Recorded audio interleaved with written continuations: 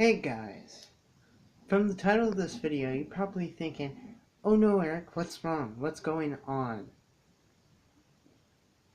What's wrong with you? Not to worry, I'm perfectly fine. Okay. Saturday evening, reason why I didn't post anything on that, this past Saturday evening, reason why I didn't post anything was because I was having fun.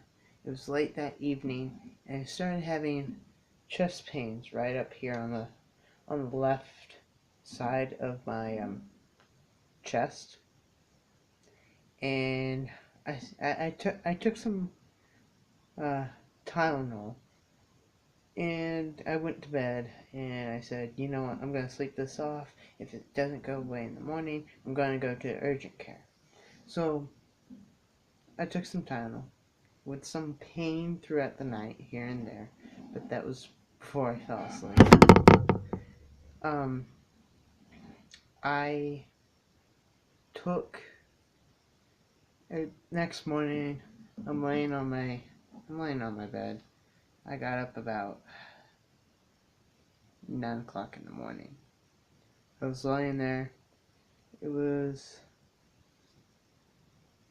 my grandparents had gone somewhere, and I had. Oh wait, no. I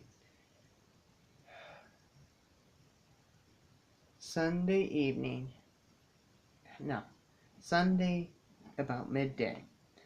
I sneezed, caused a huge pain in this area, and I said, "That's it." Excuse that. To put it in a much more family-friendly term, that's effing it. I'm done. I can't deal with the pain anymore. So I had my mother drive me down to the urgent care, and we went there. They said they couldn't find anything wrong. They couldn't um, determine what it was. So the next day, I go out to practice driving because um, I'm a little bit behind on the permit curve and driving curve.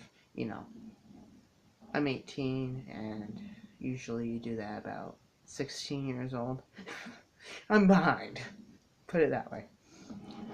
We get to the parking lot so they can practice parking, and I started having pains again. Like, it would be every time I would breathe um, heavily, every time I would yawn, every time I would sneeze. That was the worst part.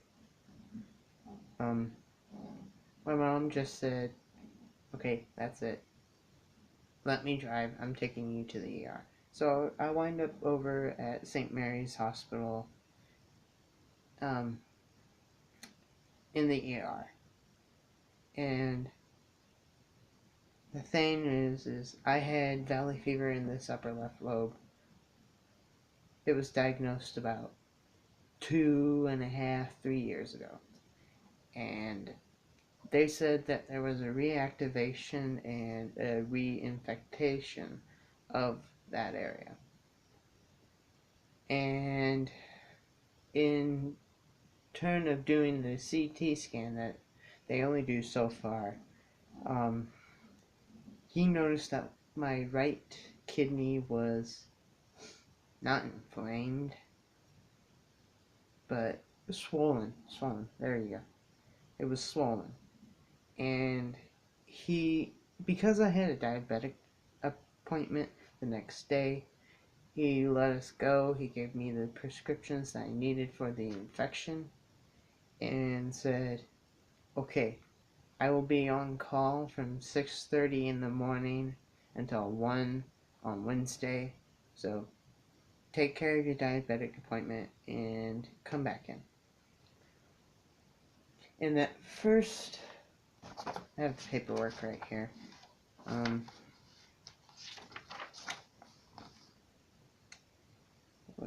What did he say?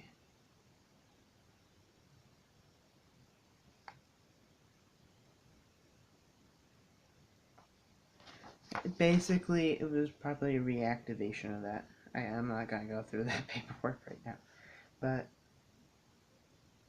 he said, come back in. We'll do a full CT on Wednesday. And we'll find out what's wrong. So, we go back in. We go and have the CT done. And, oh wait, no.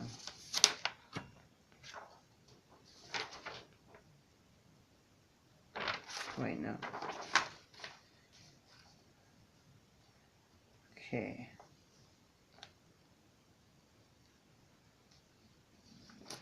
No. So basically, he comes in after the scan and he says, okay, this is what's going on. And he drew a little diagram, and the diagram looked kind of like this. There's the kidney, there's the tube, and there's the bladder down there. Okay. What he said was, he noticed that there was a blockage right where the tube from the kidney meets with the bladder. And he diagnosed that as hydronephrosis. If you don't know what that means, it means that the flow of urine from the kidney is blocked, and the kidney and ureter have become distended, stretched from the inside by extra fluid. Hydronephrosis is a sign of a problem that can eventually damage the kidney. It needs investigation and treatment. See, this is totally something that we didn't even expect it. I was having no pains. Usually kidney stones cause this. I was having no pains. And he said that if he's having no pains, there's no... They said that it's not kidney stones.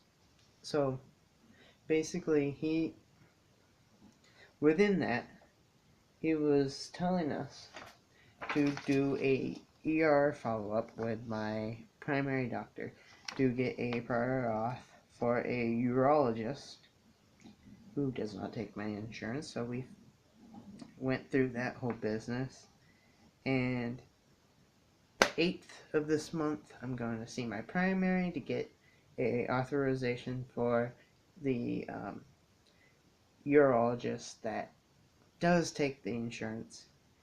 And at the end of this month, I'm following up with a pulmonologist to see about this, because they're worried that if they decide to go and take a look and basically stick a small tube with a camera on the end of it up my tube that goes to my bladder, and go through the bladder to the tube that leads to my kidneys to see what exactly it is. I would have to be sedated. Because I would have to be sedated, they want to make sure that this is cleared up before they do that. So with that, guys, that is what's going on in my life besides me starting college. I've been on medication for the infection that the ER doctor prescribed me. I'm doing really well. I don't have any pains in there. He gave me an antibiotic and an ibuprofen, and then if the ibuprofen, he said to only take the narcotic that you prescribed me if the ibuprofen doesn't work when you take it. Thankfully, I have not had to do that, so I'm drug-free. Have been drug-free for 18 years of my life, whether it be prescribed or non-prescribed. That is it, guys. A long story.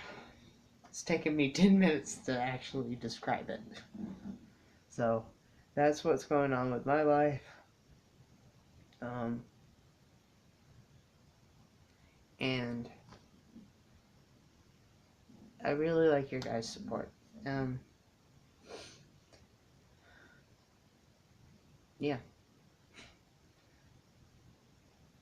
It's just it hit me like, okay, that could have been there for the longest time and me not know about it, because I have not had any problems or anything. We do not know. So when I go under, I will let you guys know, whether on a comment on this video or I make a whole separate video and link it to this video. I'm going to let you guys know when I'm going under and what the status is of this and what they think it is. So with that, guys, wish me luck. Big month ahead. Me starting college. Me having all these appointments with my primary, my pulmonologist, and probably into next month with my urologist. So again, wish me luck, and I will talk to you guys later. This has been another Jackson Pacific segment, and comment, leave a like, and subscribe. And I'll talk to you guys on the next video. Bye.